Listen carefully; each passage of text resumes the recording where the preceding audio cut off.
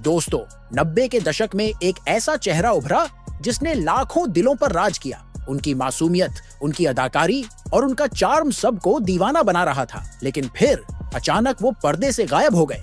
अफवाहें उड़ी कि वो अब इस दुनिया में नहीं रहे। आखिर नकुल कपूर के साथ ऐसा क्या हुआ? क्या वाकई उनकी मौत हो चुकी थी या फिर उनके अचानक गायब होने के पीछे कोई और बड़ा राज छिपा था?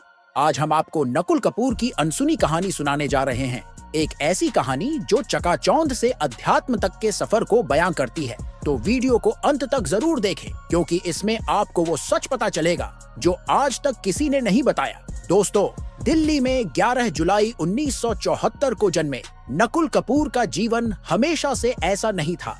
कम ही लोग जानते हैं कि नकुल ने कभी भी एक्टिंग के बारे में नहीं सोचा था।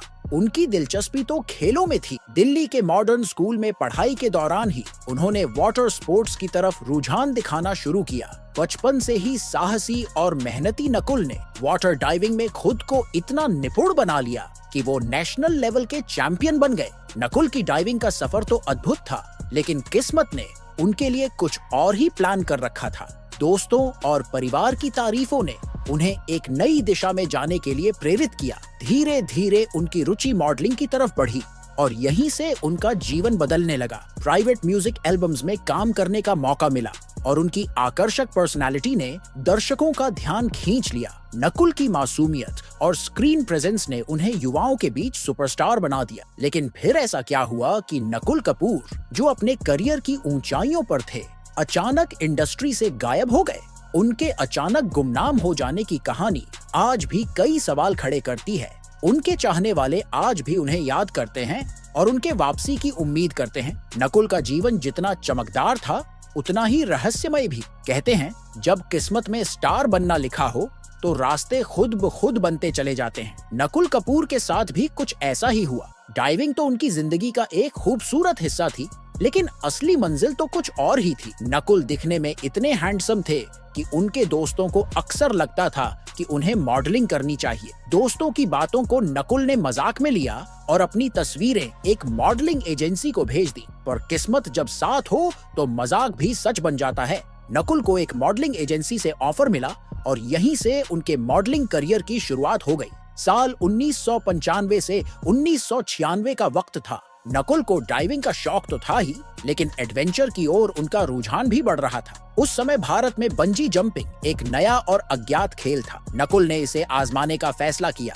उन्हें अंदाजा नहीं था कि उनका यह फैसला उनकी किस्मत पलट देगा। जब नकुल ने बंजी जंपिंग करने की तैयारी की तो यह खबर तेजी से फैली। इस खबर ने एक मशहूर कोल्ड ड्रिंक कंपनी का ध्यान खींचा। कंपनी को आइडिया पसंद आया और उन्होंने नकुल को एक बड़ा ऑफर दिया। नकुल को अपने विज्ञापन में बंजी जंपिंग करनी थी। साल 1996 में नकुल का पहला विज्ञापन आया। विज्ञापन में नकुल पैर पर रस्सी बांधकर पहाड़ी से छलांग लगाते हैं। यह एड इतना चर्चित हुआ कि लोग नकुल को पहचानने लगे। अगले ही साल 1997 हेलीकॉप्टर से छलांग लगाने वाला एक और विज्ञापन आया, जिसने नकुल को और भी पॉपुलर बना दिया। यहीं से उनकी किस्मत का खेल और तेज हो गया।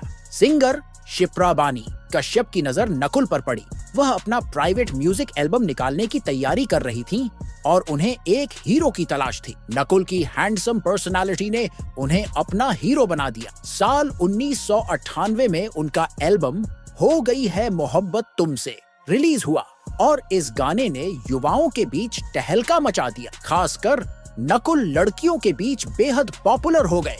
कामयाबी उनके कदम चूमने लगी। बड़ी म्यूजिक कंपनी टिप्स ने नकुल को एक और ऑफर दे दिया। साल 2000 में दीप्ति भटनागर के साथ उनका प्राइवेट एल्बम यारी यादें भी सुपरहिट हो गया। इसके अगले ही साल 2001 में रूप कुमार राठौर और सोनाली राठौर ने अपने नए एल्बम के लिए नकुल को साइन किया। इस एल्बम का गाना मुझे मोहब्बत सी हो गई है भी जबरदस्त हिट साबित हुआ। साल 2001 में ही टिप्स कंपनी ने नकुल को नुसरत फतेह अली खान के गाने आजा मेरे यार में मौका दिया। इस गाने ने नकुल को म्यूजिक इंडस्ट्री का बड़ा चेहरा बना दिया।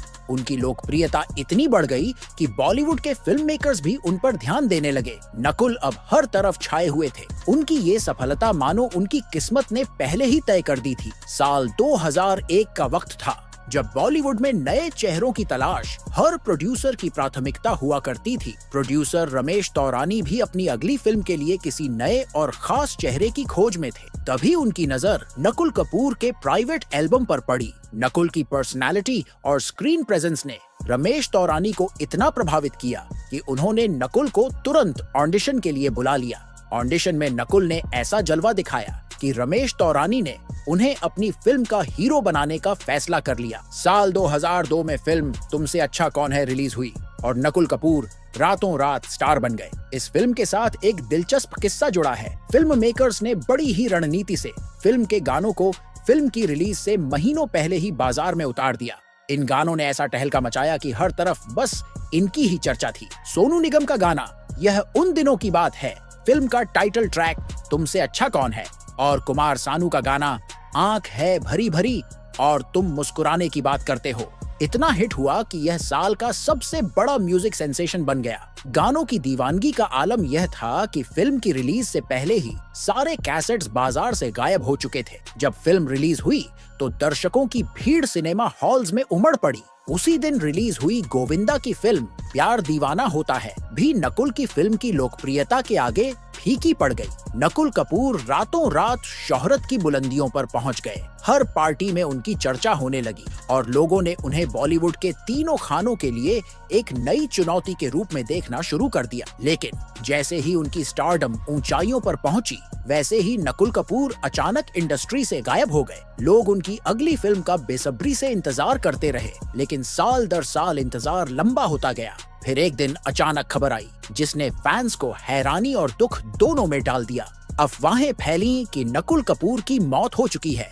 कोई कहता कि वह किसी गंभीर बीमारी के शिकार हो गए, तो कोई दावा करता कि उनकी सड़क हादसे में जान चली गई। लोगों ने मान लिया कि नकुल अब इस दुनिया में नहीं है। लेकिन फिर साल 2015 में एक चौंकाने वाला खुलासा हुआ। नकुल कपूर ने खुद सामने आकर कहा, मैं जिंदा हूँ, मरा नहीं। यह खबर सुनकर फैंस हैरान रह गए। तब असली सच्चाई सामने आई। दरअसल नकुल के जीवन का एक और पहलू था जिसके बारे में कोई नहीं जानता था। उनकी रुचि अध्यात्म की ओर थी। अचानक मिली शोहरत और सफलता ने उन्हें और भी ज्यादा आध्यात्मिक बना दिया था। फिल्म की चकाचौंध और ग्लैमर से उन्होंने खुद को दूर कर लिया और सब कुछ छोड़कर अध्यात्म की राह पर चल पड़े। नकुल कपूर ने शोहरत और स्टारडम को छोड़कर एक साधारण जीवन जीने का फैसला कर लिया। तो दोस्तों, नकुल कपूर की कहानी किसी फिल्म से कम नहीं।